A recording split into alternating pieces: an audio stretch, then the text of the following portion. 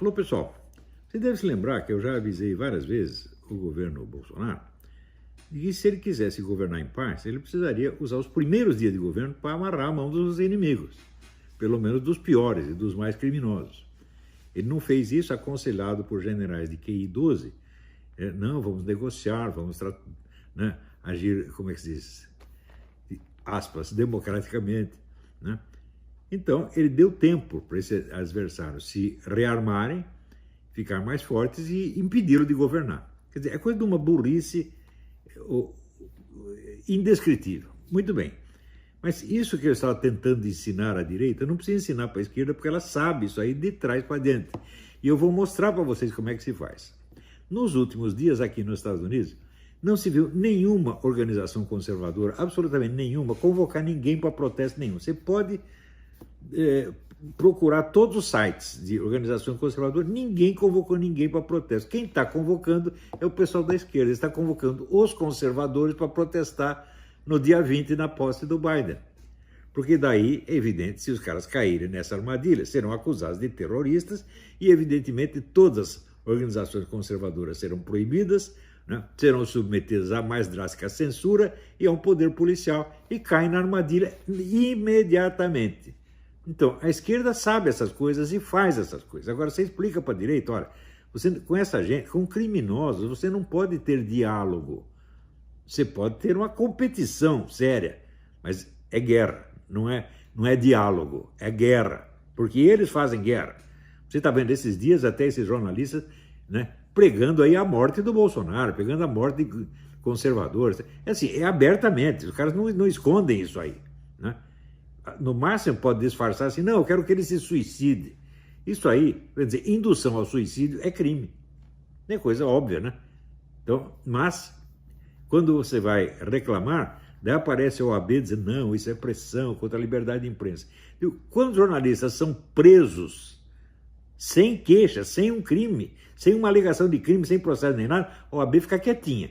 Agora, quando sugere que processe o cara que prega o suicídio, a morte do presidente, não, isso aí é atentado contra a liberdade de imprensa. Gente, assim, a esquerda luta, ela tem esse mérito. Ela luta pelo mal, mas ela luta. E a direita só quer saber de cargo e de dinheirinho, né? E quer saber de afagar os inimigos. Está lá, não tinha o general Ramos afagando, né, o cara do Foro de São Paulo? Quer dizer, não se pode confiar nessa gente, porra, né? Aqueles que apostaram em intervenção militar são idiotas. Eu sempre disse isso. Essa ideia de intervenção militar é idiota. Eu conheço os milicos desde os anos 90. Né? Sei que, na melhor das hipóteses, são bundões. Isso é o mínimo que eu posso dizer sobre eles. O mínimo. Porque tem muitos que são traidores mesmo. São servidores do Foro de São Paulo. Não há a menor dúvida. Né? Então, o Bolsonaro confiou neles porque ele é um capitão e se sente inferiorizado pelos generais. Quem mandou ser capitão? Eu não sou capitão, não sou nem sargento, não sou nem cabo. Tá certo? E eu considero todos esses generais pessoas inferiores a mim. Inferiores intelectualmente e moralmente. Né? Mesmo os que não fizeram mal nenhum, a cabeça deles só tem merda. Né? Não tem um cara ali que diga coisa com coisa. Nos escalões inferiores ainda tem gente estudiosa que faz. Tem um rapaz que faz programa na internet, né? Arte da Guerra, uma coisa assim. Você vê que é um cara inteligente, estudioso, né?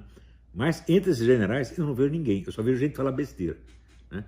Agora, então estão desensinando a arte da guerra ao presidente. Então, o que você tem de fazer de mal, você tem que fazer logo de cara. O bem você faz depois. Isso é uma das poucas lições certas do Maquiavel, né? O mal você faz tudo uma vez, o bem faz de pouquinho, porque senão o pessoal esquece. Né? E ensinaram o Bolsonaro ao contrário, quer dizer, tentar acordo, tentar a paz com os inimigos e dando aos inimigos tempo de se fortalecer para impedi-lo de governar, que é exatamente o que eles fizeram. Aqui nos Estados Unidos, a esquerda já provou que ela sabe, ela entende essa lição. Então ela já está amarrando toda a direita, toda de uma vez, antes mesmo do primeiro dia de governo. Você vê que eles são gente que pensa antecipadamente. Eu vou dizer para aprender, não é tarde, gente. Eu estou dizendo isso só para descrever a situação. Não tenho a menor esperança de que alguém no Brasil alguém no governo entenda isso e tome as providências. Mantém o mesmo, né? Mesmo nos Estados Unidos, você viu um monte de republicanos, entre aspas, né? Os chamados rhinos, né? Republicanos só no nome, que aderiram aí aos democratas esperando a ter paz e democracia, diálogo democrático. Diálogo democrático nada, eles vão botar a pessoa na cadeia, porra. Estão implantando a censura e o controle total. Esses planos de controle censório universal já vem desde 1920, gente. Isso não veio assim do nada. Os caras estão discutindo isso há muito tempo. A nossa sorte é o seguinte, é que eles, a visão que eles têm da sociedade é toda baseada em modelos matemáticos.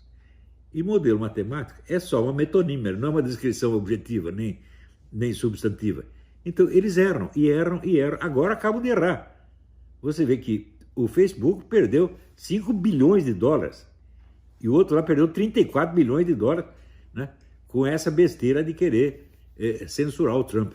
Veja, até gente da esquerda, até o Macron, né, e a mulher lá da Alemanha, estão reclamando contra isso. Todo mundo está reclamando. O presidente do México ficou escandalizado.